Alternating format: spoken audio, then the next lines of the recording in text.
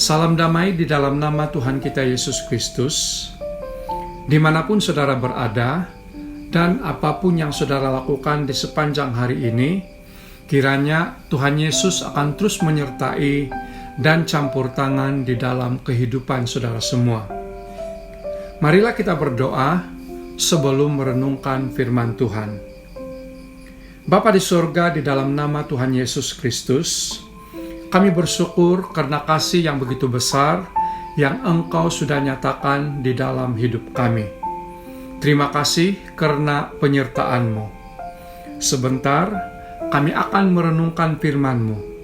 Berkata-katalah Tuhan, dan kami siap untuk mendengar. Di dalam nama-Mu, kami berdoa. Amin. Renungan kita pada hari ini adalah tentang karena begitu besar kasih-Nya. Pembacaan Alkitab diambil dari Yohanes bab yang ketiga, ayat yang ke-16. Firman Tuhan berkata, "Karena begitu besar kasih Allah akan dunia ini, sehingga Ia telah mengaruniakan anaknya yang tunggal, supaya setiap orang yang percaya kepadanya tidak binasa, melainkan beroleh hidup yang kekal." Demikianlah firman Tuhan. Saudaraku di dalam Tuhan, tahun 2011 adalah tahun terjadinya gempa bumi dan tsunami terdahsyat di Jepun. Banyak cerita yang menyedihkan. Salah satunya adalah cerita tentang pengorbanan seorang ibu kepada anaknya. Karena begitu besar kasih-Nya terhadap anak kesayangannya itu, seorang ibu rela mati demi melindungi anaknya ketika bencana itu melanda Jepun. Tim penyelamat pada waktu itu terkejut melihat mayat wanita yang menutupi anak kecil berusia 3 bulan.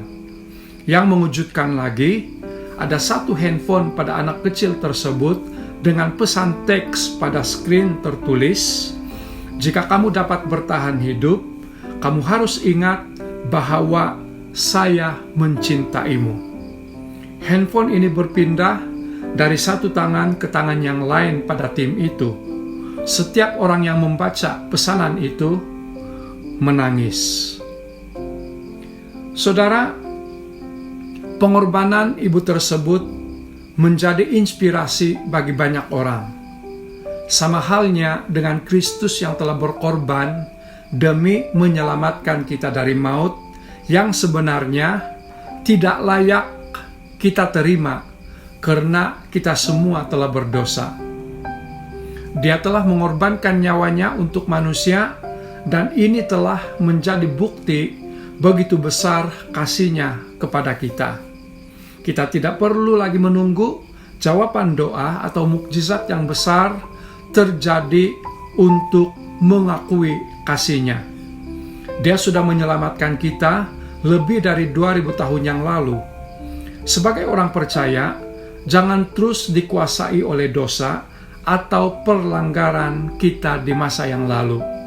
Akuilah dosa kita kepada Tuhan, maka Dia akan menyucikan kita dari kejahatan. Begitu indahnya kasih Tuhan dalam hidup kita, sehingga kita yang percaya kepadanya tidak akan binasa, melainkan beroleh hidup yang kekal.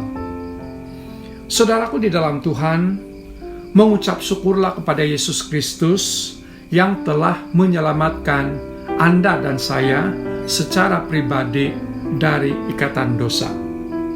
Kiranya diberkati, marilah kita berdoa.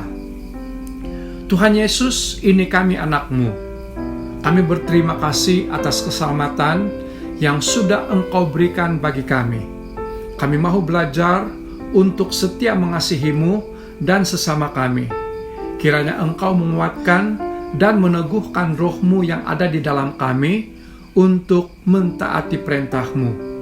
Di dalam nama Tuhan Yesus, kami berdoa. Amin. Saya percaya Roh Kudus akan terus menolong kita untuk memahami renungan yang dikongsikan pada hari ini.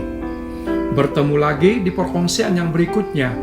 Tuhan Yesus memberkati.